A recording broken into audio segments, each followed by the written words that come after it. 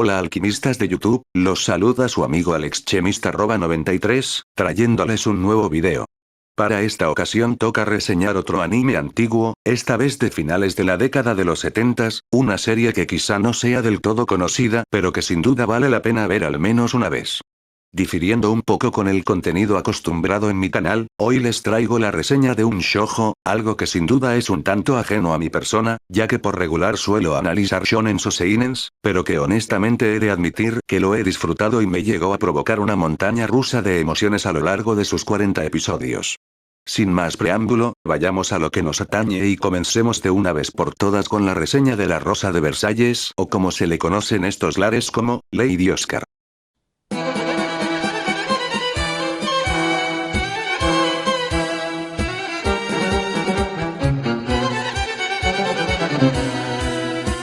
La Rosa de Versalles.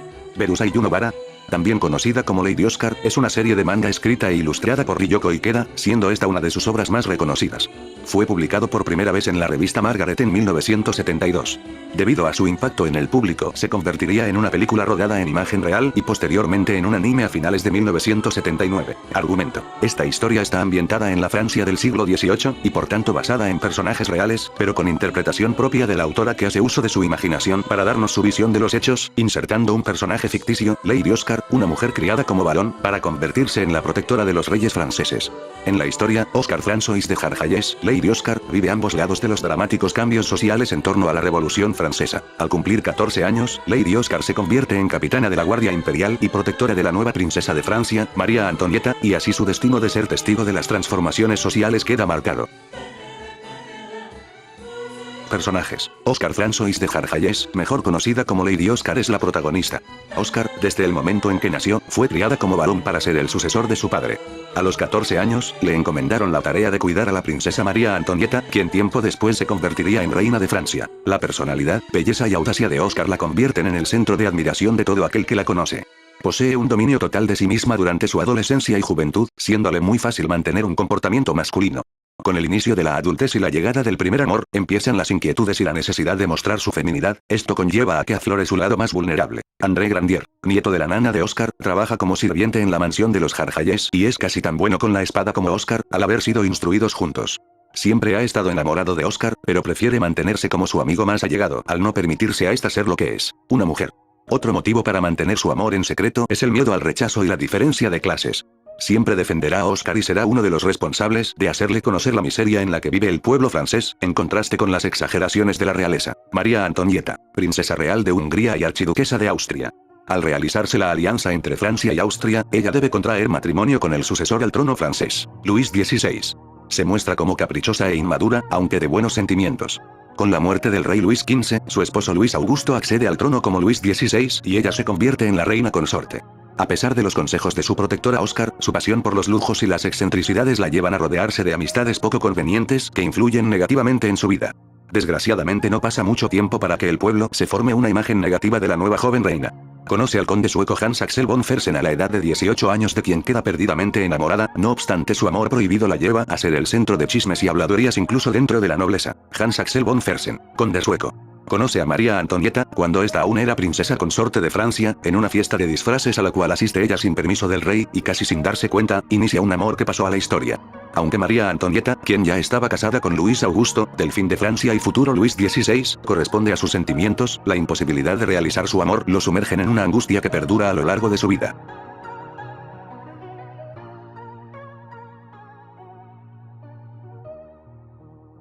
Quizás no muchos lo sepan, pero si ya llevan tiempo siguiendo mi contenido, sabrán que desde siempre me ha gustado la historia, quizás no tanto como la literatura, aunque he de admitir que disfruto leer libros y ver documentales que presenten información histórica, ya sea tanto de mi país como del resto del mundo. Exactamente por esto mismo es que me siento atraído por las ficciones históricas, ya que se trata de historias con un alto contenido literario que además están ambientadas en épocas situadas dentro de períodos históricos reales, que exigen cierto esfuerzo por parte del autor de investigar todo lo referente a la época señalada e implementarlo dentro de su obra, haciendo que presente tanto contenidos ficticios como verídicos. Básicamente es como si el autor nos contara su propia versión de los hechos, ya sea por medio de personajes históricamente reales a los cuales dotó de una personalidad y motivos salidos desde su propia imaginación, así como también presentando personajes completamente inventados que vivirán de primera mano los eventos que acontecieron en la época donde está situada la obra. En el caso de La Rosa de Versalles, esto lo podemos aplicar desde sus primeros minutos, ya que se nos introduce la época en cuestión, que es la Francia de Luis XVI en pleno siglo XVIII, donde se nos presenta a Oscar, quien es la protagonista de esta historia. Ella junto con su mozo de cuadras, André, que claramente son personajes ficticios, tendrán que cuidar y proteger a la princesa María Antonieta de Austria, que como sabemos es un personaje histórico real cuyo fatídico desenlace es por más conocido por todos.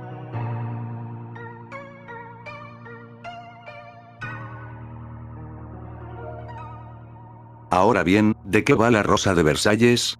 Pues básicamente es la historia de la vida de Oscar, desde sus inicios como la guardaespaldas oficial de María Antonieta, a la cual tendrá que rescatar en más de una ocasión de los peligros suscitados por la envidia de la corona francesa, así como después de una serie de eventos que mencionaré más adelante como capitana oficial del Regimiento Nacional, donde vivirá de primera mano los primeros movimientos revolucionarios realizados por los inconformes habitantes de Francia, que gestarán lo que conocemos hoy en día como la Revolución Francesa. La primera cosa que tengo que decir de este anime es que me llegó a sorprender en su momento. Pues se trata de un shoujo, género que por lo general no acostumbro ver debido a que muchas de las historias que pertenecen a esta categoría giran en torno al romance y por lo general van dirigidas a mujeres. Por lo que la primera impresión que tuve fue un tanto negativa, ya que creí que se trataría de un drama telenovelesco ambientado en la antigua Francia, cosa que como comprobé más adelante no ocurrió, ya que desde el primer capítulo se pueden notar ciertas escenas de acción muy propias del shonen con alucinantes duelos de esgrima y cierto suspenso que te mantiene a la expectativa de lo que puede pasar, aunque ya se conozca el resultado final. Por lo que puedo decir que, a pesar de tratarse de un shoujo, es muy universal y la trama no gira en torno al romance, aunque este sí está en segundo plano e introduce un innecesario cuadrángulo amoroso del que hablaré más adelante, sino más bien gira en torno a los sucesos históricos, mostrando una versión aproximada de los hechos y trata de volverlos entretenidos al espectador mediante el carisma de sus personajes. Y es que otra de las fortalezas de este anime son sus personajes.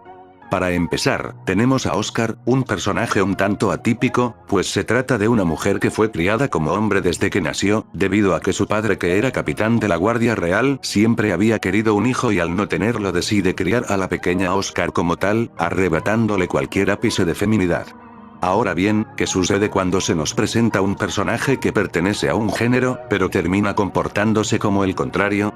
Pues que dependiendo de cómo esté construido puede generar un resultado interesante, como lo es el caso de Oscar, o por el contrario puede llegar a convertirse en las aberraciones trap-genéricas que podemos encontrar en cualquier anime actual. Si bien la justificación del comportamiento masculino de Oscar puede sonar un tanto descabellada, y más si se es vista desde el contexto histórico que la serie nos presenta, me parece que en realidad está bien, pues no solo introduce a un personaje fuerte e independiente, sino que además evita caer en los mismos clichés a los que se suele recurrir cuando se escriben este tipo de personajes.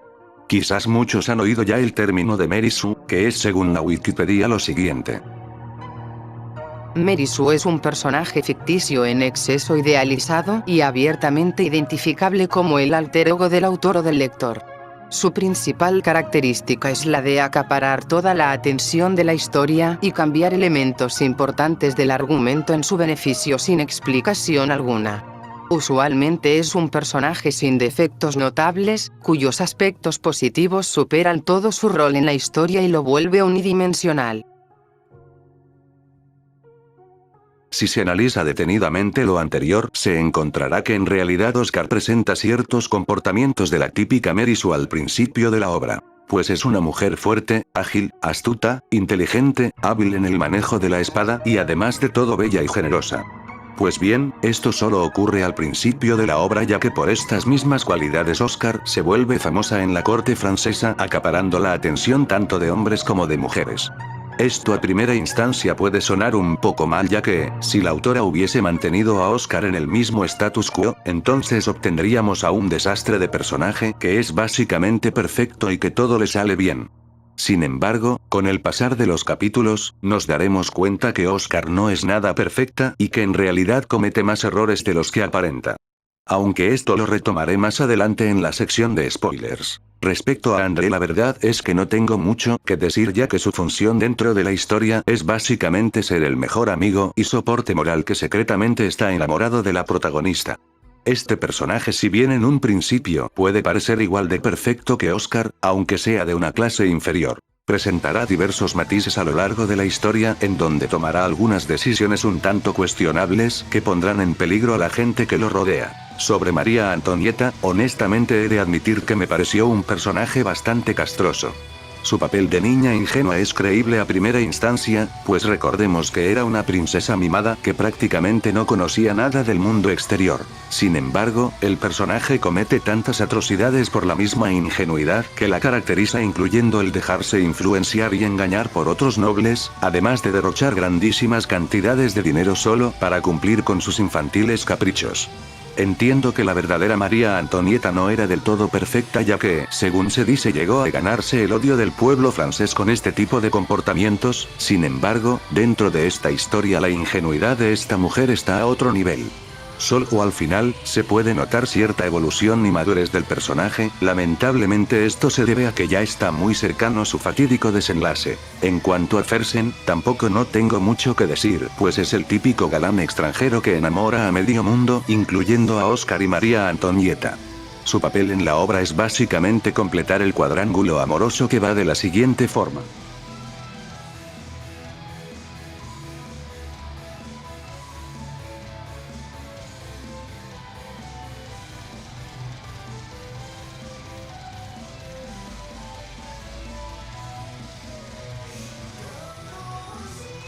También no hay que olvidar dos personajes claves que, si bien no están del todo ligadas a la trama principal y más bien funcionan muchas veces como relleno de la historia, son una parte importante de la misma, ya que nos presentan una perspectiva diferente, alejada del mundo cortés donde viviremos de primera mano las miserias del pueblo francés. Estos personajes no pueden ser otros que Rosalie y Jean. Hermanas que, debido a la miseria en la que viven, separarán su camino, una tomando una actitud egoísta y ruin, que es capaz de abandonar a su madre enferma con tal de entrar en la alta sociedad, y la otra, siendo amable y humilde, que se verá en más de una ocasión afectada por la misma avaricia y poder de los nobles que no toman en cuenta las necesidades del pueblo francés. La subtrama de estas dos hermanas es un muy buen recurso para hacer llegar al espectador ese mensaje de crítica social sobre la desigualdad de clases. Animación y banda sonora. Como ya se había mencionado antes, el anime de La Rosa de Versalles fue creado a finales de la década de los 70, razón por la cual estéticamente no se vea del todo atractivo para las nuevas generaciones. La animación está un tanto limitada si lo comparamos con nuestros estándares actuales. Sin embargo, para la época en el que fue hecho está muy bien, yo diría que incluso mejor si se compara con otras producciones del mismo año. Tal vez, donde se vea más afectado es precisamente en las batallas, ya que estas se sienten un tanto simples con poca coreografía, donde los personajes solo chocan las espadas con movimientos sencillos y elegantes. Sobre el diseño de los personajes me parece que están bien, siendo incluso hasta detallados en algunas ocasiones, un tanto femeninos para mi gusto, aunque son acordes y reflejan bien la atmósfera pomposa y ornamentada de los escenarios palaciegos. Otra de las cualidades de la animación es la poca censura que maneja, ya que al ser un ambiente conflictivo como lo es el inicio de una revolución, los golpes y los disparos están a la orden del día, por lo que la serie no subestima al espectador y muestra gráficamente los impactos de las balas y los cortes de las espadas.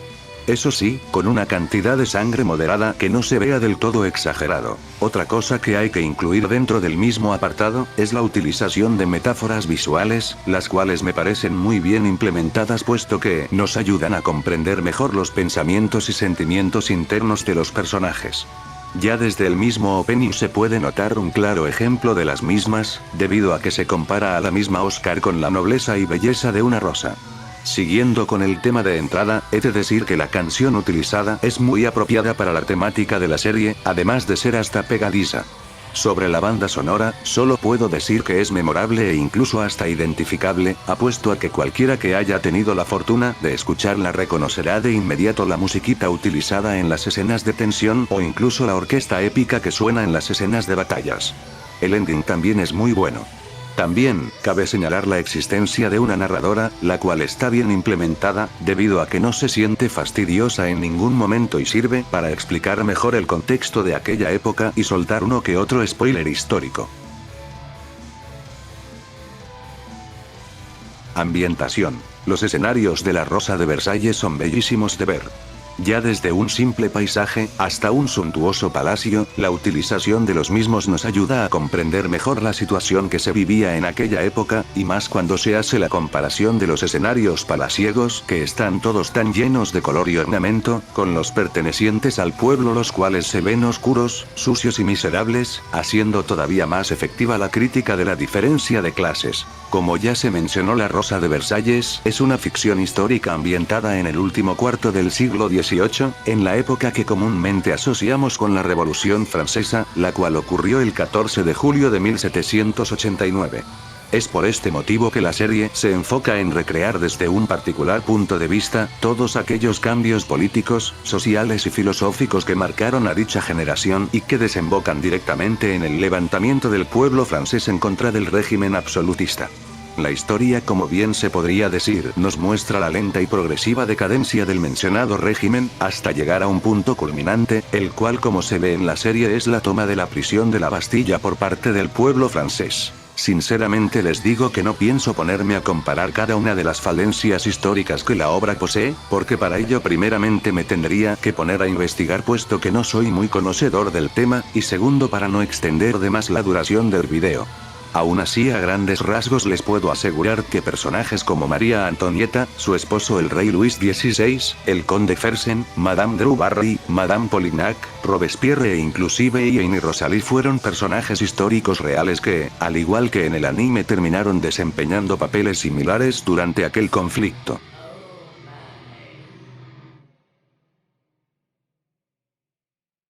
Bueno, ahora ya por fin doy paso a la sección de spoilers. Les pido atentamente que si no conocían la obra y gracias a lo anterior les ha llamado la atención, detengan el video, vayan a verla y luego regresen, porque a partir de este punto voy a soltar todos los spoilers habidos y por haber. Así que continuemos. Al igual que una tragedia, La Rosa de Versalles posee a lo largo de sus capítulos sucesos que marcarán sentimentalmente al espectador y en algunos de los casos puede llegar a generar cierta tristeza por el destino de los personajes. La obra, básicamente, se podría dividir en dos partes, siendo la primera algo así como la presentación de los participantes y el establecimiento de los conflictos, para después dar paso a la segunda, donde presenciaremos el lento y progresivo declive de los personajes y el mundo que les rodea hasta culminar en el levantamiento del pueblo francés y el trágico final de los reyes en la guillotina. Pero me estoy adelantando. Resumiendo un poco la trama, luego de pasar varios años al servicio de la reina María Antonieta, Oscar decide dejar la Guardia Real debido a que estaba comenzando a sentir cierto afecto por el conde Fersen, personaje clave dentro del cuadrángulo amoroso anteriormente mencionado, puesto que era el amante secreto de María Antonieta. Una vez que ésta se vio obligada a dejarle, acude a Oscar en busca de soporte moral y ésta no puede evitar caer presa de sus encantos, hasta el punto de ponerse un vestido y acudir a un baile luciendo completamente femenina. Al percatarse que este personaje realmente no la ama, y solo la ve como amiga, se siente deprimida y para contentarla André decide revelarle el amor que sentía hacia ella, aunque analizando más minuciosamente la escena de la confesión de André pareciera más como una especie de violación, ya que el personaje había perdido con anterioridad un ojo y estaba quedándose ciego del otro, así que debido a la desesperación e impotencia que sentía decide tirarla en la cama y arrancarle la camisa. Esto Oscar lo tomó muy mal, y aunque su amigo fue capaz de contenerse decide renunciar a aquellos sentimientos que considera femeninos y unirse al regimiento francés, que es como la policía de la ciudad, con la esperanza de olvidarse de todo. Obviamente, aquí se está viendo una especie de retroceso en la buena evolución que estaba teniendo Oscar en los anteriores capítulos, volviéndose otra vez un personaje plano encerrándose en su propio mundo. Por su parte, André decide seguir a su amada, uniéndose también al regimiento y actuando como subordinado de Oscar hasta el punto de ayudarle con las revueltas que se estaban generando tanto en la ciudad como dentro del mismo ejército. Al final, el pueblo francés ya no puede soportar más la indiferencia de los reyes hacia las necesidades de la ciudad y deciden levantarse en armas, situación en la cual nuestros protagonistas se verán envueltos haciendo que hasta la misma Oscar renuncie a la herencia de su familia y se una a los ciudadanos en aquella rebelión. Lamentablemente esta decisión traerá consigo fatales consecuencias, puesto que Oscar se infecta de tuberculosis, haciendo que sus días ya estén contados, y una vez que descubre la ceguera de André, finalmente le corresponde su amor solo, para terminar perdiéndolo con el impacto de una bala perdida. Oscar, toda dolida, decide darle fin a su sufrimiento y con las pocas energías que le quedan lidera la rebelión que tomaría la prisión de la Bastilla atacándola con cañones.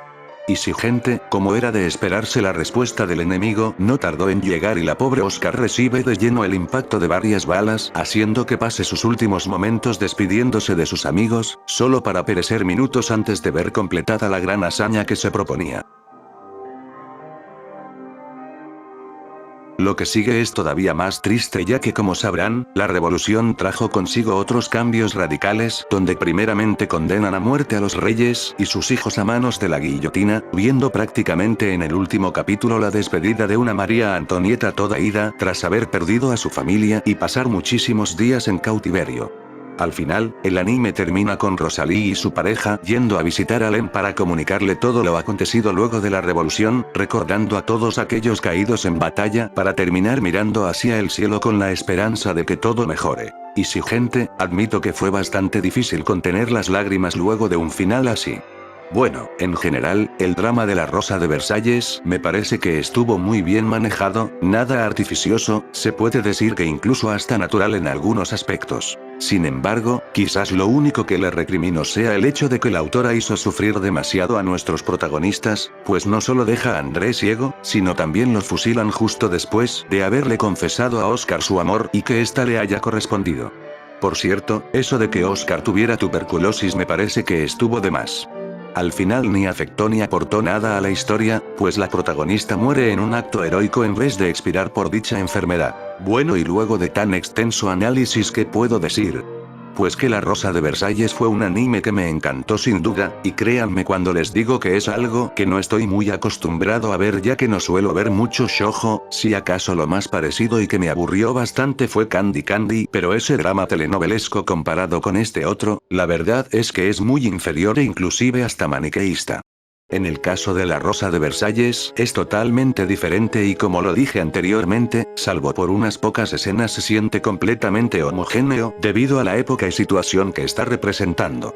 A pesar de ser un anime antiguo, sin duda puede llegar a considerarse de culto, ya que la historia es muy entretenida y los personajes son tan carismáticos que vuelven al espectador cómplice de sus desgracias y virtudes. Por tal motivo, he decidido connotar a La Rosa de Versalles, o Lady Oscar como se le conoce por este lado del charco, con un 91 sobre 100, siendo un anime excepcional que destaca tanto por el contenido histórico que maneja así como sus personajes, al igual que su protagonista, la cual sin duda se puede considerar como un estereotipo ejemplar a la hora de escribir personajes femeninos fuertes y valientes, puesto que la personalidad y desarrollo que obtiene a lo largo de la obra la aparta por completo de la típica Mary Sue, que lastimosamente ha sido explotada hasta la saciedad en los últimos años. Por favor, si piensan ser escritores, aléjense de este tipo de aberraciones. Bueno, alquimistas de YouTube, esto ha sido todo de mi parte. Se despide alexchemista93, esperando que el video les haya gustado. Por favor, no se olviden de darle like, comentar, compartir, suscribirse a mi canal y seguirme en mi página de Facebook y en mi blog para conocer más contenido relacionado. Les adelanto el tema del próximo video, en el cual retomaré una sección un tanto abandonada del canal que a muchos les gusta. Así es, regresa la sección de narrativa y para la ocasión, repitiendo uno de los tropos mencionados en este video, hablaré sobre el Gary Stu y la Mary Sue. No se lo pierdan, nos veremos en el próximo video, hasta pronto.